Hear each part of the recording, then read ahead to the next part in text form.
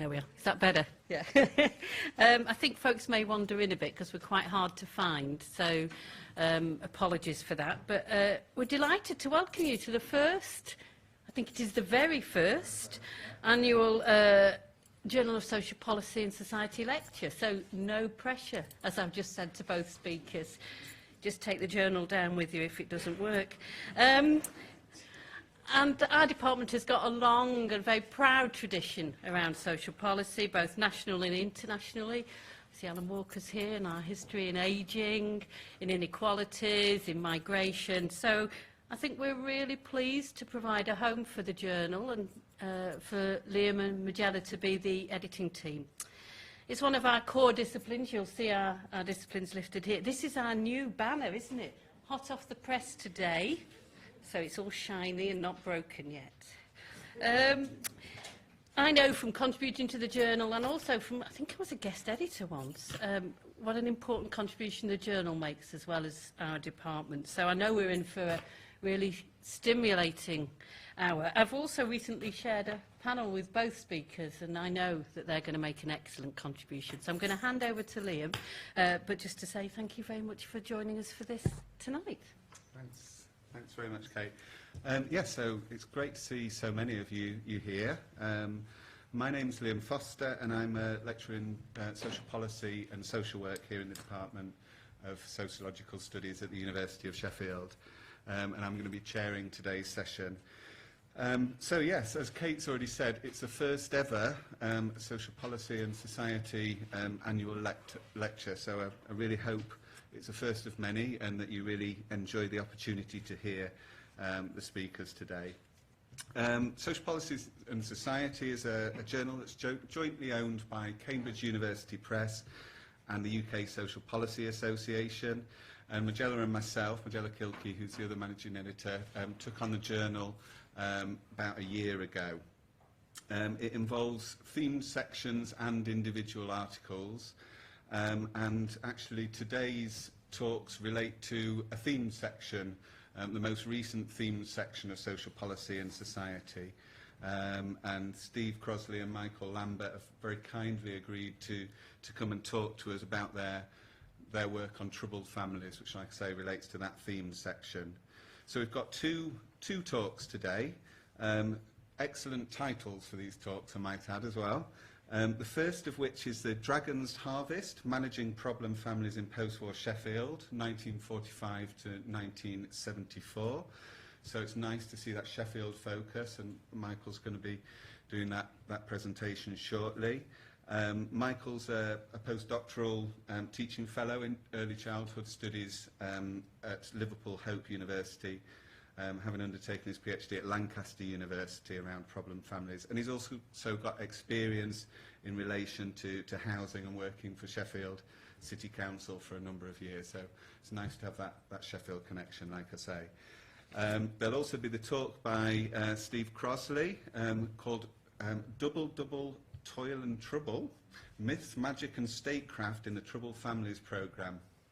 So I don't think we've heard a title like that before, so I'm very interested to hear what's going to be spoken about in the session today.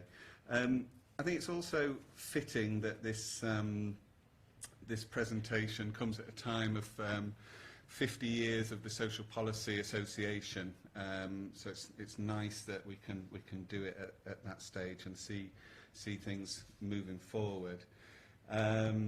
So basically what we're going to have is two 20-minute presentations. We'll have a 5-minute question time after Michael's first presentation. We'll have 5 minutes for Steve's questions after his 20-minute presentation, and then a little bit of time for questions for both of them. And also, while it's the wine reception, woohoo, downstairs, near the Levy Green Road entrance from 6 till 7. I'm sure Steve and Michael will be about for a bit for you to ask them any questions you might have that we don't get a chance to look at here. Other things I wanted to briefly mention, the session is hopefully being recorded. I'll say hopefully because technology is not really my strong point. So if you do have any if you're asking any questions, bear that in mind or come to us afterwards and say if you want something taken away you've said, kind of thing. Toilets and fire exit are just across the way. Fire exit is down the stairs, head outside that way. Telephone's off, that's a reminder to myself as well actually. And I also wanted to mention we've got a Twitter feed for the event, which is at SPS Lecture, so please do feel free to tweet away. Right, I think I've said probably far too much. So at this stage it'd be nice to hand over to Michael. Thank you, Michael.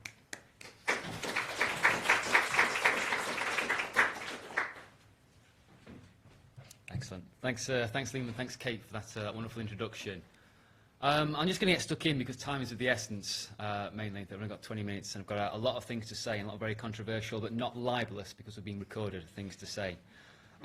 Just first off, for those that have seen me speak before, you'll notice that I've gone for blue rather than red. I'm from Sheffield originally, so hence a lot of the Sheffield connections, and I would never be able to forgive myself if I had red instead of blue alongside white. So why does history matter? Why am I here talking about this? This idea of a bad past underpinned by a sort of opposite good present is often at the crux of social policy, and is one of the key sort of selling points of the Troubled Families programme. So I'm going to argue that if you actually explore the history, it's a lot more complicated than meets the eye, and it's worthwhile doing. My PhD thesis, I'll advertise for everyone who wants to read it. It's out there. Feel free, contact me. I will sign however you want it. I'm more than happy to sell it. But my PhD thesis is mainly on the northwest. So today I'm focusing on Sheffield because I'm from Sheffield. If you are interested in any of the actual specific details that I've got here, there's an article in Sheffield Hallam University's Centre for Regional Economic and Social Research, their journal People, Policy and Place, about this. So this is out there as well. So I'm going to focus on certain elements, and given Kate's introduction about celebrating the history of the Department of Social Science and the Social Policy Association, I'm very glad that I took out the negative references I had and their involvement with the Eugenics Society. So let's move on.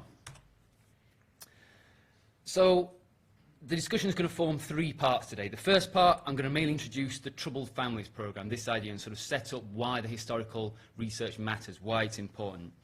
The second part, I'm then going to go on to talking about what problem families are, this very historically specific term and label, what it means, who it's applied to, and how it came about.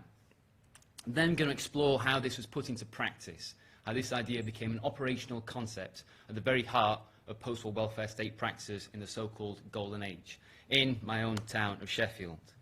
And the last thing I'm going to come on to is sort of a comparative conclusion, where I'm going to draw on sort of the existing themes of the Troubled Families programme and explore why problem families matter. So, in a nutshell, that's how I'm going on today.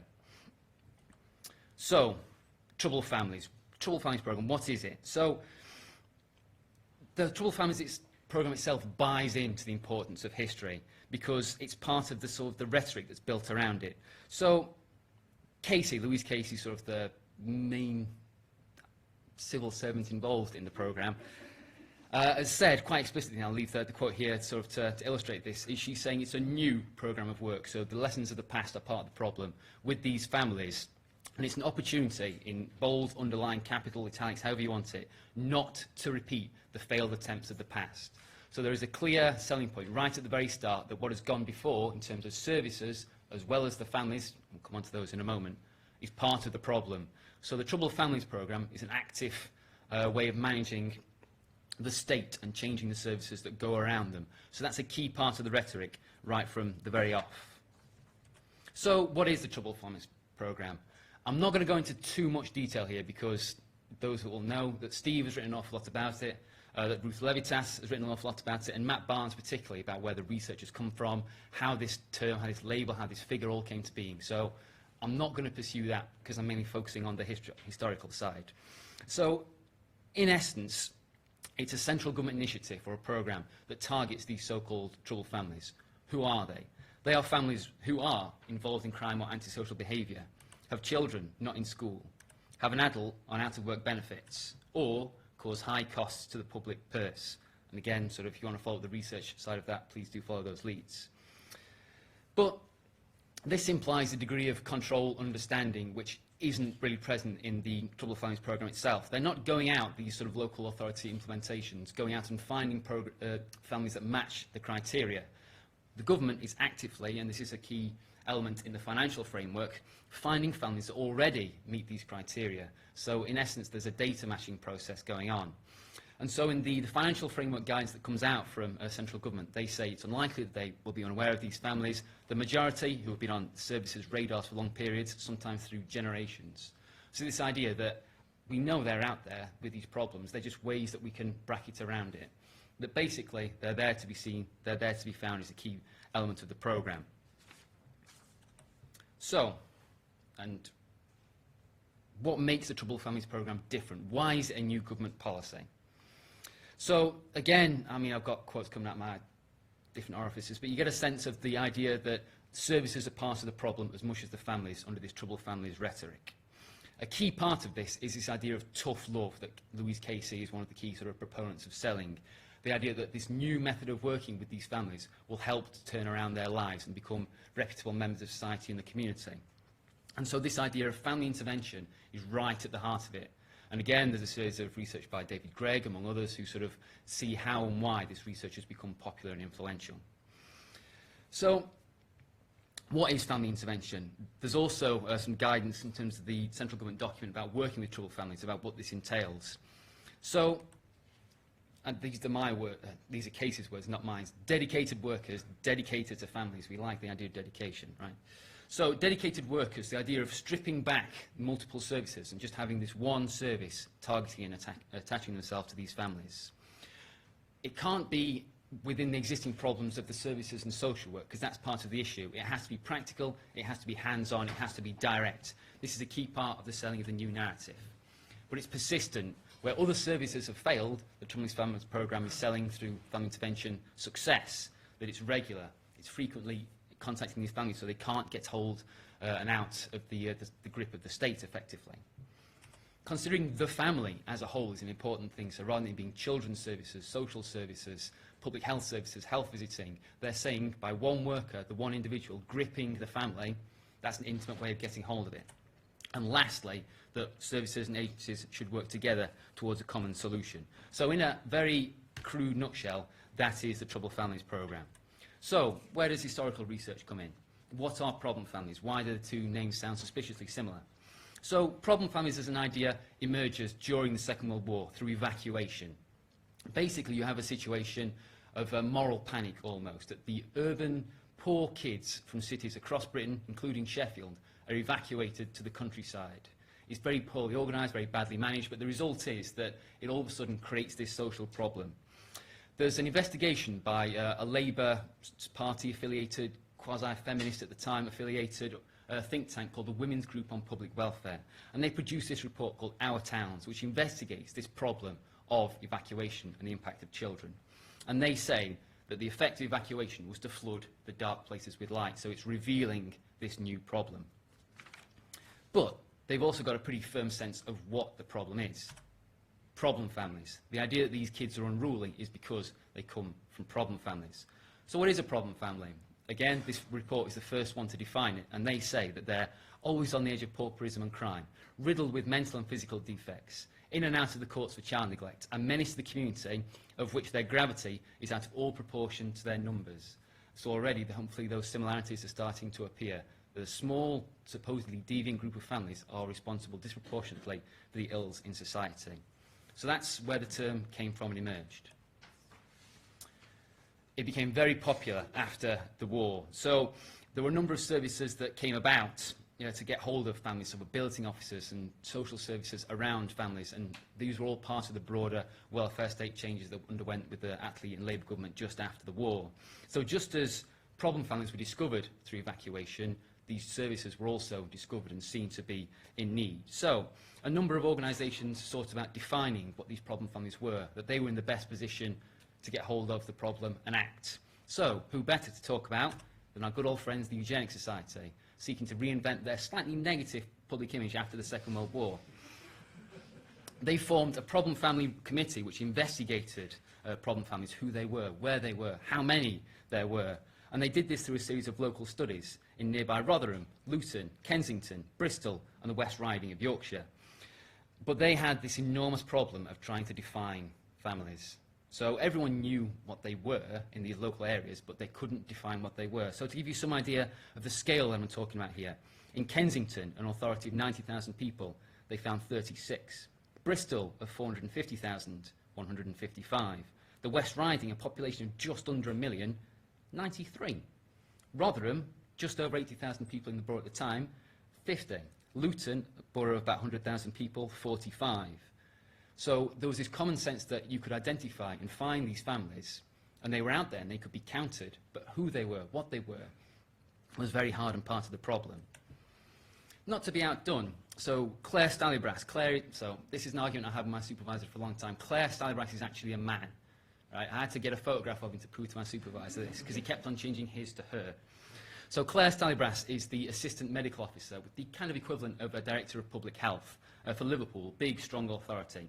And he, not her, defined them as families presenting an abnormal amount of subnormal behaviour over prolonged periods with a marked tendency to backsliding. I'll leave that one as it is. So David Donison, who I know many of you will know is a very famous, influential professor in social policy, was also one of the people to define who these problem families were.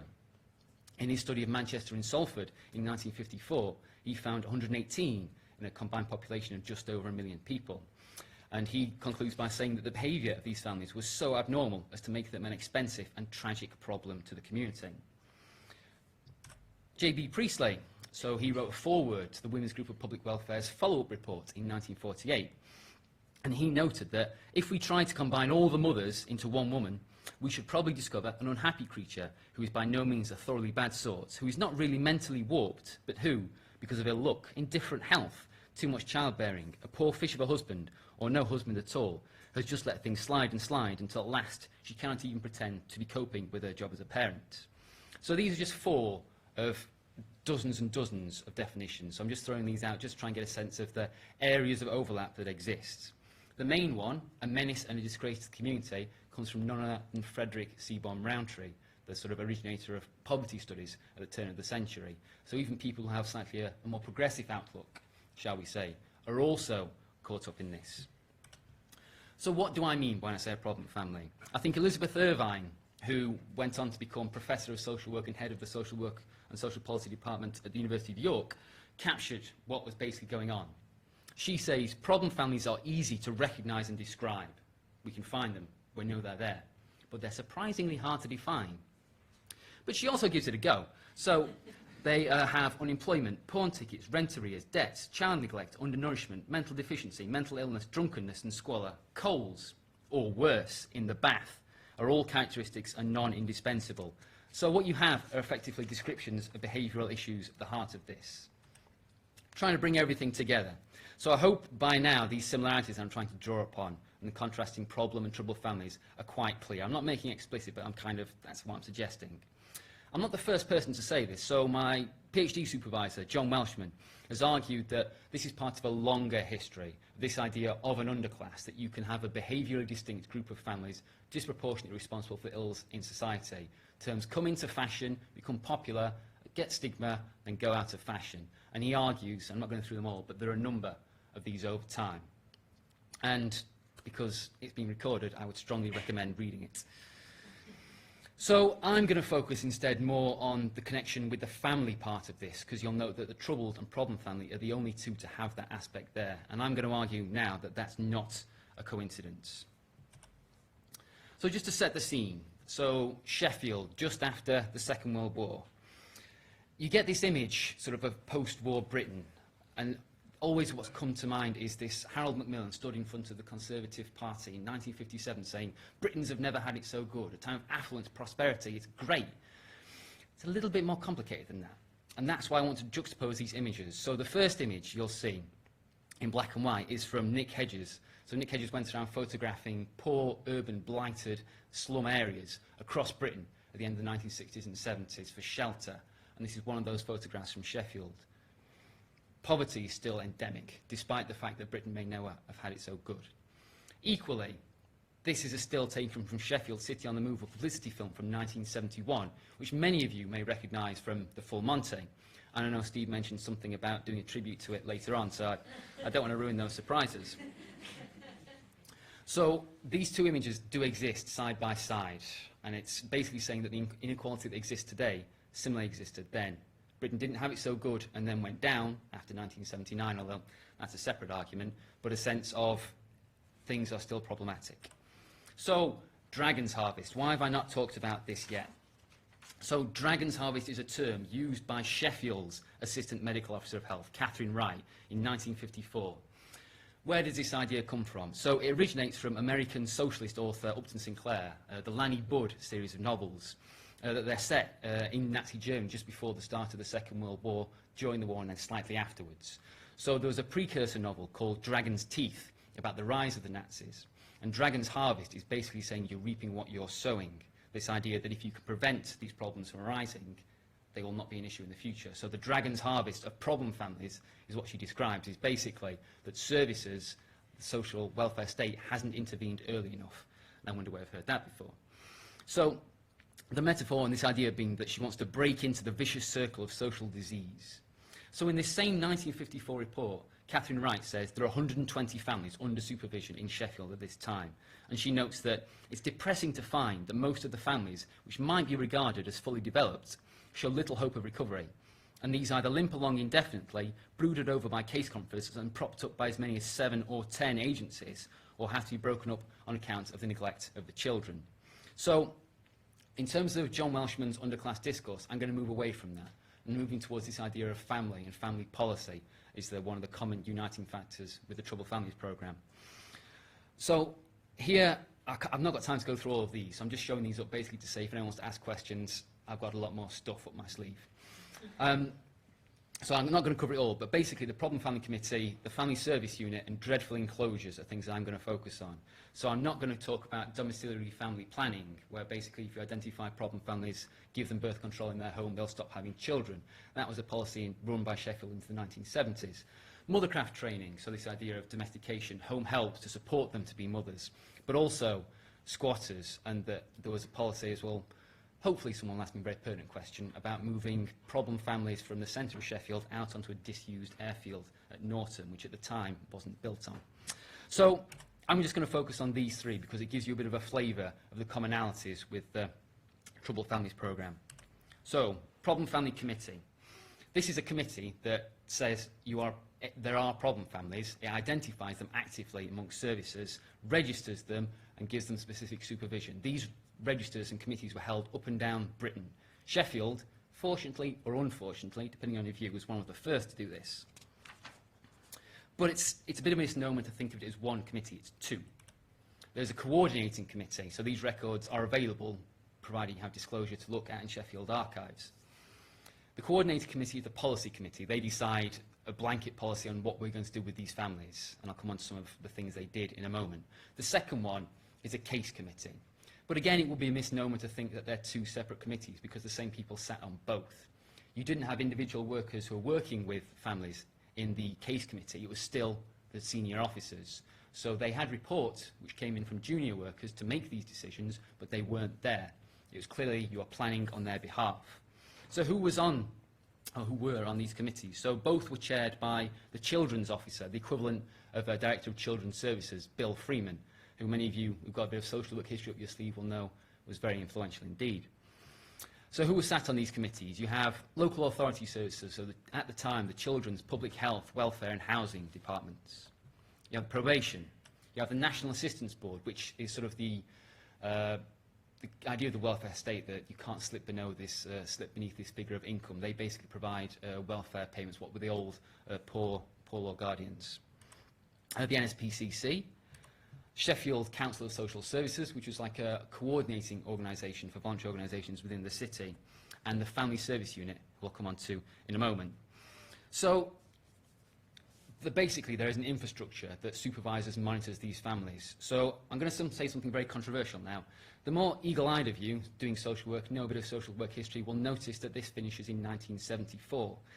That's not a coincidence. So, you'll notice the coordinating committee and special case committee actually go on to become the area review committee, which are the modern basis of children's protection as we know it. So there's a clear, direct lineage of these structures of surveillance. So, family service unit.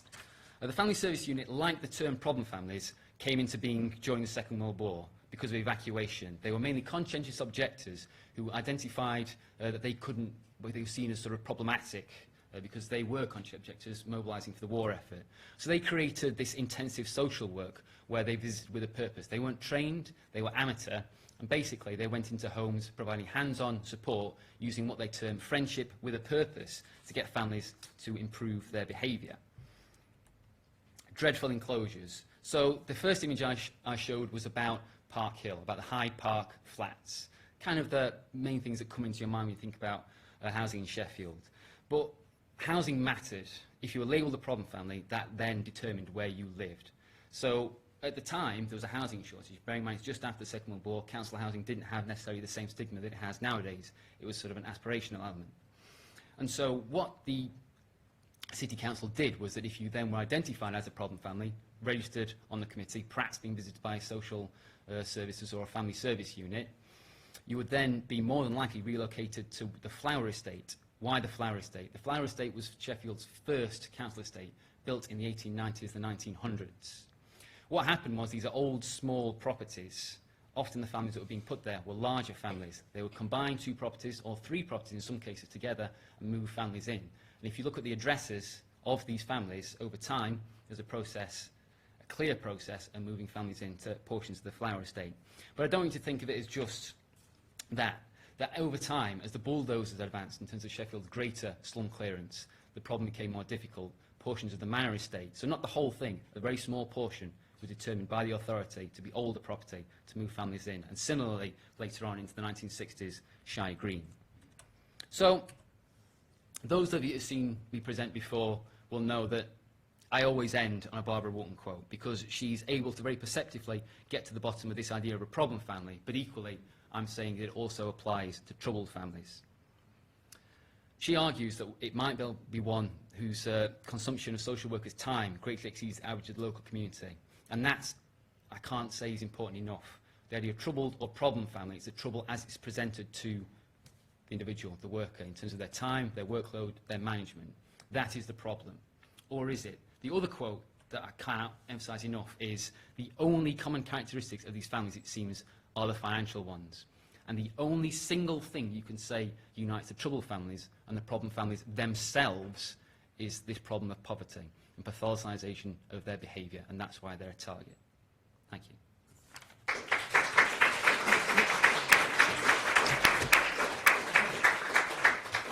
Thank you very much, Michael. Sorry if I overran a bit there. No, you did good. We've not that long for questions, but has anyone got any questions at this stage? Alan? I think that was really great. Thank you very much. Fabulous case study, in fact. What I remember very well is the cycle of deprivation. And the thing about the cycle of deprivation is that Keith Joseph insisted that what he renamed the Economic and Social Research Council conducted a large research program which disproved all of his prejudices. So what I see in your case study is a wonderful example of failure of policy learning, or let's say the overriding of evidence by prejudice. So you could expand it into a more general lesson for social policy, I think. I hope to be honest. I didn't perhaps get time to do it, but the reason that Sheffield's, I think, so interesting is because Keith Joseph in the Cycle of Deprivation, the Social Science Research Council, draws on Catherine Wright's medical officer's research at the beginning to say clearly these families exist. By the time some serious sociologists and social policies get their hands on it, as you say, the case is pretty robustly refuted. Any more questions? No? Okay, we'll move on to. Thank you ever so much, Michael. So we're gonna move on now to Steve Crossley, who's a senior lecturer in social policy at Northumbria University, who is going to talk about myths, magic, statecraft, and troubled families. Thank you. All right. So we'll have time for some questions for Steve at the end, and then for both Steve and Michael again. Okay. Thank you, Liam, and thank you, Sheffield, for inviting us. Just to reiterate what Michael said, it's very nice to be invited to speak here. I think that given the almost perfect fairy tale-like success of the first phase of the Troubled Families programme, I think it's appropriate to draw on theories around myth and magic and statecraft to examine the programme. So that's what I'm going to try and do today. And magical metaphors and concepts of otherworldliness have been used to examine the history of the underclass thesis that Michael talked about. So Gareth Stedman-Jones argued that the Victorian residuum were a phantom army that was called up by late Victorian and Edwardian social science to legitimate its practice. John Welshman argued that the concept of the employables was a Trojan horse concept. Charles Murray referred to America as a plague area as a result of the underclass, the spread of the underclass there. Hartley Dean and Peter Taylor Gubbey exploded what they called the myth of welfare dependency in 1992. And more recently, Rob MacDonald, Tracy Shildrick and Andy Furlong have argued that they have hunted yetis and gone shooting zombies in search of families where 3 generations have never worked. In particular, in relation to troubled families, David Cameron has claimed family intervention projects work wonders, and one voluntary sector project in the Northwest argues that their approach is akin to magic dust for troubled families. They have a presentation where the final slide has sparkles for it, and you won't get the same thing here. And Michael ended with a discussion of dreadful enclosures. Again, kind of entire neighbourhoods, disadvantaged neighbourhoods, have conjured up not realities, but phantasms, according to Bourdieu. And there's a very interesting quote here about the shift in magical thinking. So we no longer believe in cursed ground, forbidden forests, or haunted houses, but we do believe that space can be physically and emotionally threatening to us in the same way that we believe families can be, troubled families. So, as a kind of a mishmash, I was going to try and call this a theoretical framework, but it's not. It's more of a patchwork quilt or backdrop. But basically, these are the theories and the writing, the previous writing I'm going to try and draw on today. Clark and Newman talked about the alchemy of austerity, arguing that austerity was ideologically reworked from an economic response that was necessitated by the financial crisis to a political response that was required because of a bloated and inefficient welfare state. They argue that political and financial wizards, capable of magical thinking, enabled the shape-shifting nature of austerity. Cassirer and Christopher Flood more recently have talked about political myths. Cassirer talked about politicians who were masters of their art of political propaganda, who could provoke the stirring up of violent human passions by the simplest means, using words or phrases to invoke the whole gamut of human emotions of hatred, anger, fury, haughtiness, contempt, arrogance and disdain. I think Troubled Families is such an utterance that kind of is capable of invoking lots of human emotions in the wider populace.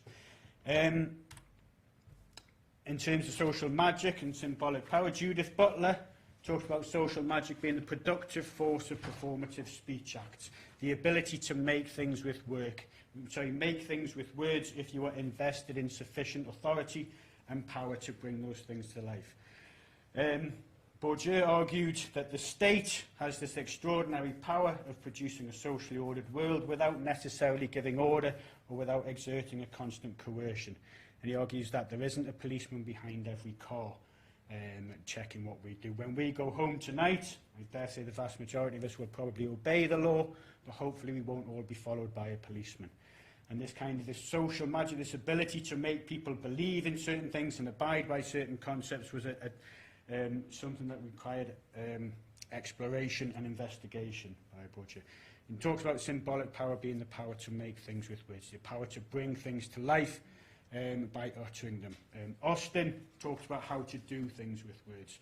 And if people in positions of power talk about things, then often people believe them. I'm not going to talk too much about statecraft today, but I do think that the Troubled Families programme and the concept of Troubled Families is a key plank of wider attempts to shift and reconstruct and recraft the state, both physically in terms of where it operates, but also ideologically in how it operates with certain groups. And that's kind of a more encompassing aspect of my work. I should have said at the start I'm going to talk about the rhetoric of troubled families and the myths and magic associated with that. My PhD research is focused primarily on how local authority workers attempt to negotiate some of the things I'm going to talk about. I'm not going to talk too much about them, but I'm interested in how people working on the programme make sense of some of the things that have been said about it. Cassie earlier said that myth has not really been vanquished and subjugated. It is always there, lurking in the dark and waiting for its hour and its opportunity. In response to the 2011 riots, the myth of troubled families was pretty much born. The riots themselves, I think the cause of the riots was ideologically reworked from the response of a community to the contemptuous treatment that the family of a dead man received from the Metropolitan Police. It was reworked into being all about parenting, feral parents, and criminality pure and simple. Troubled families were provided with an official state identity by David Cameron launching the programme. They were quantified and coded by the state, given criteria by which they could be identified. We knew how many of them were in each local authority. Evidence was provided, evidence in inverted commas, because we know that the evidence itself, around 120,000 families with multiple disadvantages, was ideologically reworked to demonstrate that there were 120,000 allegedly antisocial and criminal families. Numerous official publications have been presented and disseminated by the government. Louise Casey has listened to troubled families, we've been told. And throughout the first phase of the programme, there was regular progress reports telling us how many families had been turned around by local authorities. And we had case studies of families, of individual families that had been worked with and turned around. All of these things, all of these efforts helped to bring into existence the concept of troubled families. They've been hailed into being. How can you turn around a troubled family if they don't exist? How can you knock on a troubled family's door if they don't exist? How can you sit in their settee if they don't exist? Of course they exist in the mind of the state, but they also don't exist. They're in this no man's land betwixt and between reality.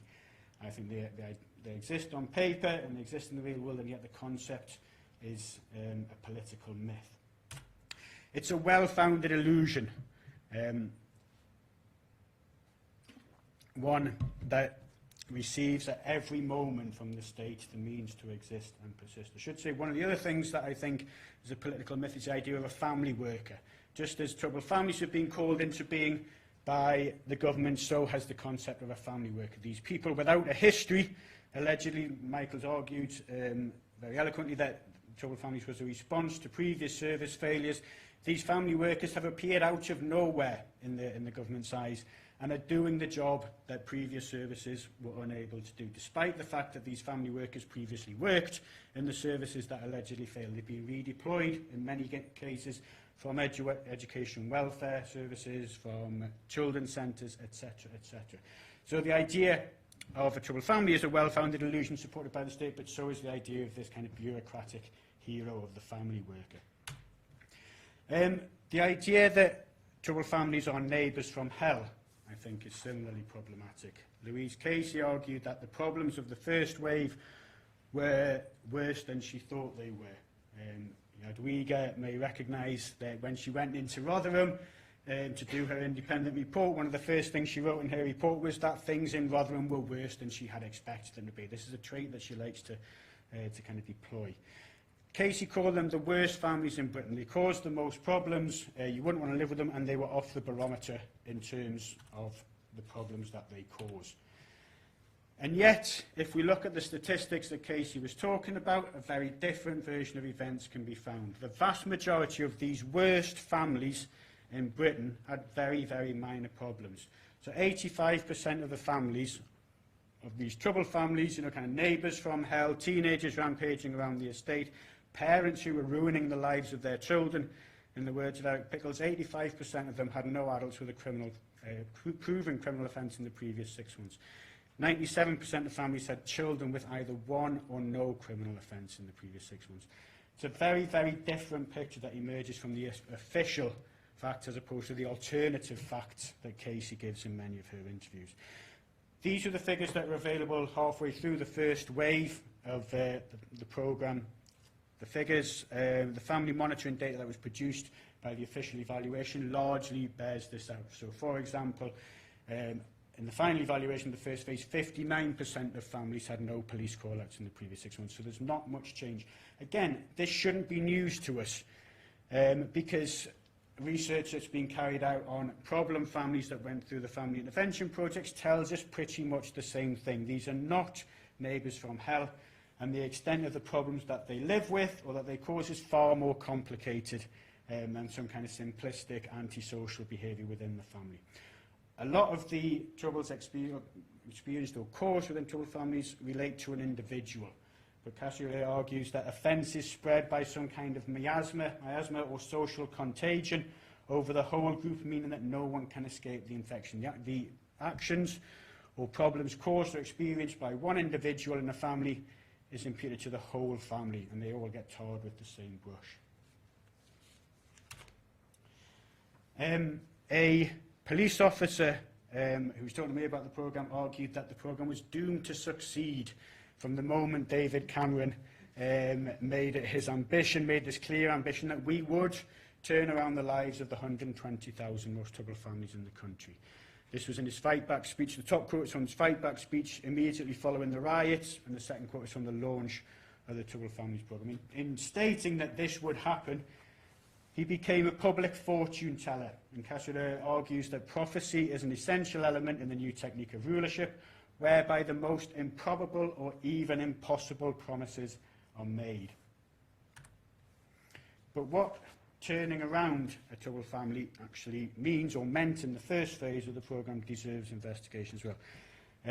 These are quotes from participants in my research highlighting how, in order for a family to have been turned round, an adult in that household needs to move off out-of-work benefits. That's all. Primarily, the government have portrayed that as being moving into work. It's not even that good. As long as they move off benefits, off out-of-work benefits for 6 months, for whatever reason, that family is deemed to have been turned around, no matter what problems continue to exist in the household. The example here is where Janet talks about a situation where domestic violence is occurring, but because somebody went out and got a job, the government have claimed that that family's life has been turned around. That's a success in the government's eyes. And Steph responds that this kind of idea of turning a family around leaves a lot to be desired. When I did my research, pretty much everybody was of this view. All the workers that I spoke to talked about making small differences to families. And on occasion, you would make a big difference, but you didn't effectively turn around their lives that much. This is where my lack of Latin is kind of going to get exposed. Deus Ex Machina, or Machina, is a god from the machine, a plot device whose roots lie in Greek tragedy, whereby a seemingly intractable problem is easily resolved. And I think the phrase turned around acts as this. It gets Cameron and Casey and others out of jail, rescuing protagonists and authors like from what appear to be insoluble complexities of narrative. If I just go back, these are the problems that families face. Some families face slightly more families face these problems. We don't know how many live in poverty or in unsuitable accommodation, because those magically disappear from the list of troubles that these families face. But Casey and Cameron argue that the Troubled Families Programme can turn around these families' lives. Very important, and they live happily ever after in this fairy tale, because troubled families cannot be unturned around. They cannot re-enter the programme. So the kind of the dynamics of people's lives that we know about through poverty research, and people churning in and out of problems and kind of getting better, things improving for them, and then things kind of coming back, doesn't apply to troubled families, because once you're turned around, you stay turned around. Charles Booth, over 100 years ago, I love this quote. I love it because very presciently he argues this is the final paragraph of the final volumes, of 7 volumes of his work on life and labour in London. And he argues just before this that he's not making any attempt to teach. He hasn't made any attempt to kind of systematically explain what should be done. And so he argues that what is required is some great soul, master of a subtler and nobler alchemy than mine, needs to disentangle the confused issues that we've talked about, the problems that some families cause and the problems that they experience, reconcile the apparent contradictions in aim, this is the best, but I think melt and commingle the various influences for good into one divine uniformity of effort, which is what the Troubled Families proclaims to do. It takes all these disparate services, these various influences to good, and argues that what you have is one divine uniformity of effort. And you can make these dry bones live so that the streets of Jerusalem may sing with joy. Hallelujah. Troubled families' lives have been turned around. This is what we are told. This is what we were told has happened. The government had turned around 99% of troubled families' lives. This is an example of Louise Casey's articulation of that subtle and noble alchemy. Subtle and noble are not adjectives generally associated with Louise Casey. I would argue she's more known for this blunt talking. And her interpretation of the family intervention approach is that it shows families what to do, explains to them exactly how to do it, and then is going to make them do it.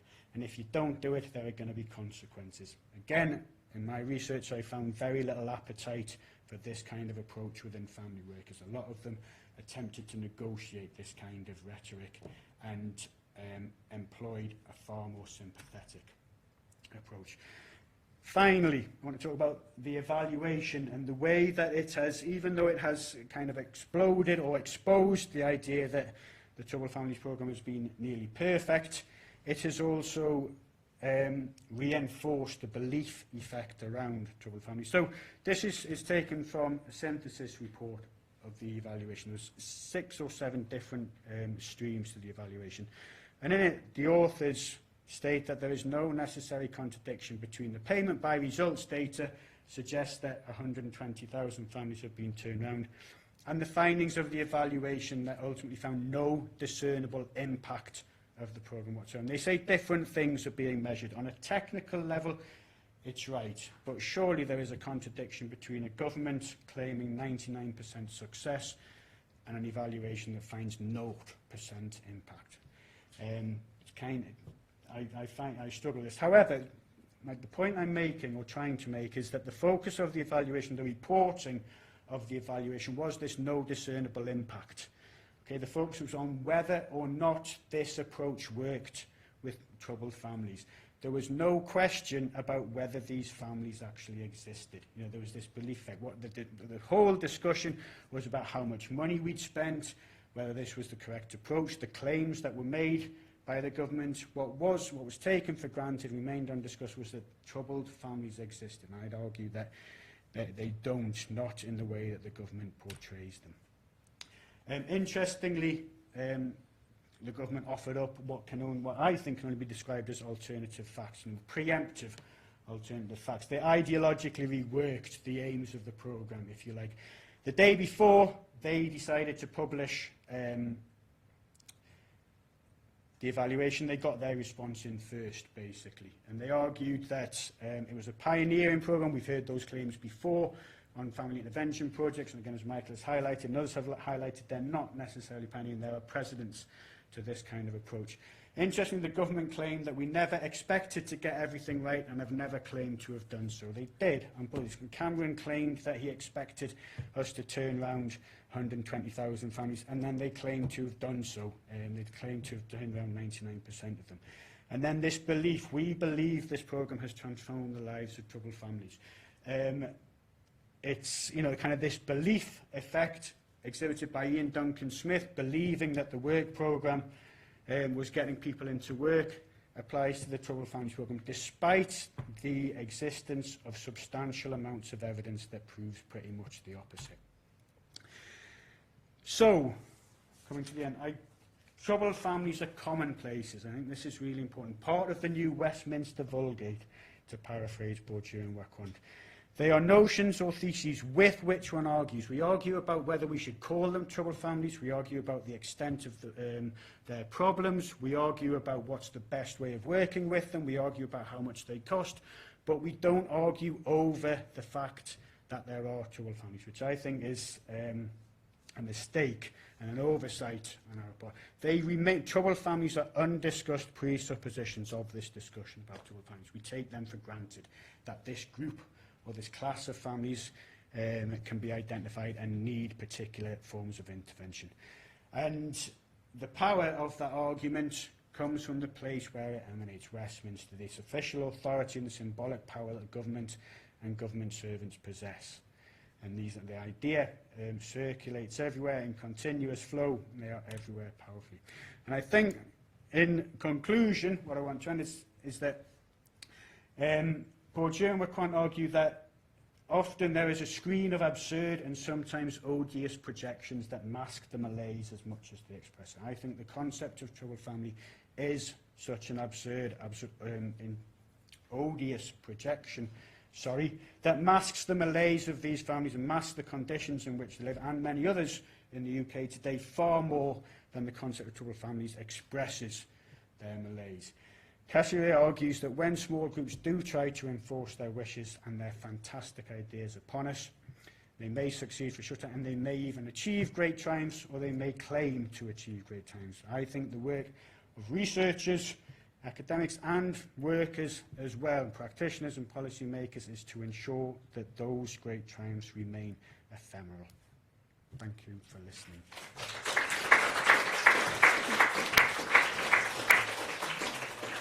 Thank you very much, Steve. Has anybody got any questions?